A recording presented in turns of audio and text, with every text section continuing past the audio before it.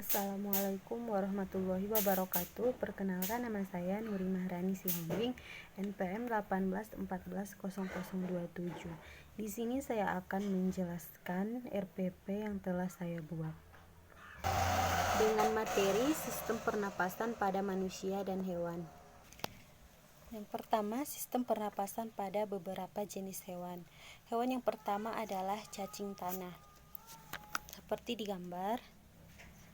Cacing tanah bernapas melalui permukaan kulit. Dan yang kedua, serangga. Alat pernapasan serangga berupa trakea. Contoh gambar di sini, serangganya berupa kupu-kupu, lebah, dan serangga lainnya. Alat pernapasan pada serangga ini berupa trakea.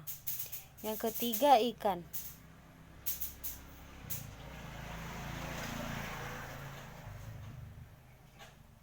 Alat pernapasan ikan berupa insang. Yang keempat, katak. Katak termasuk dalam golongan hewan amfibi.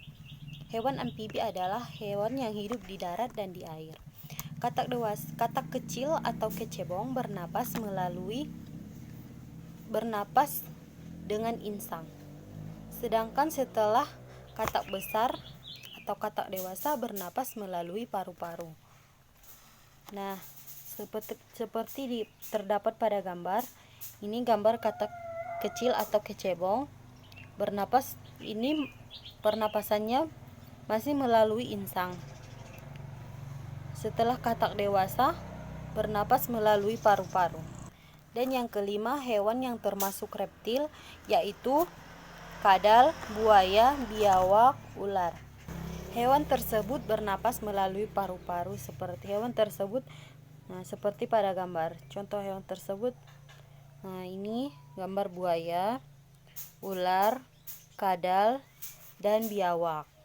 Ini termasuk hewan yang termasuk reptil. Hewan tersebut bernapas melalui paru-paru. Selanjutnya, burung. Seperti pada gambar, burung bernapas melalui paru-paru. Yang kedelapan, hewan mamalia. Hewan mamalia terbagi atas dua, yaitu mamalia darat dan mamalia air.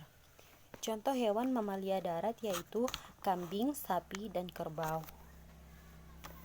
Mamalia darat bernapas melalui hidung, selanjutnya ke pangkal tenggorok, batang tenggorok, dan terakhir ke paru-paru.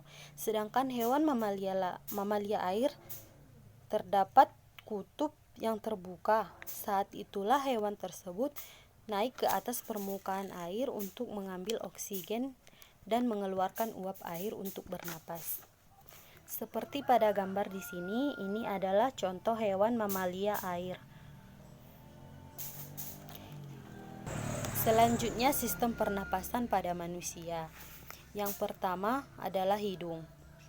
Sistem pernapasan manusia yang pertama adalah hidung seperti di gambar.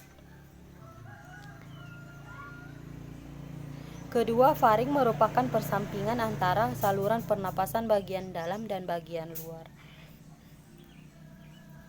Yang ketiga, laring terdapat di bagian belakang faring. Laring terdiri atas 9 susunan tulang rawan berbentuk kotak.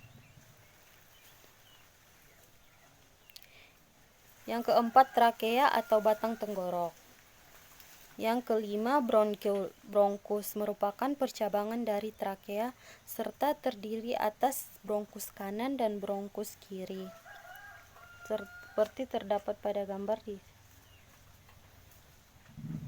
Yang keenam, bronkiolus. Yang ketujuh, alveolus, dan yang terakhir paru-paru. Cukup sekian video saya, kurang dan janggalnya saya mohon maaf. Assalamualaikum warahmatullahi wabarakatuh.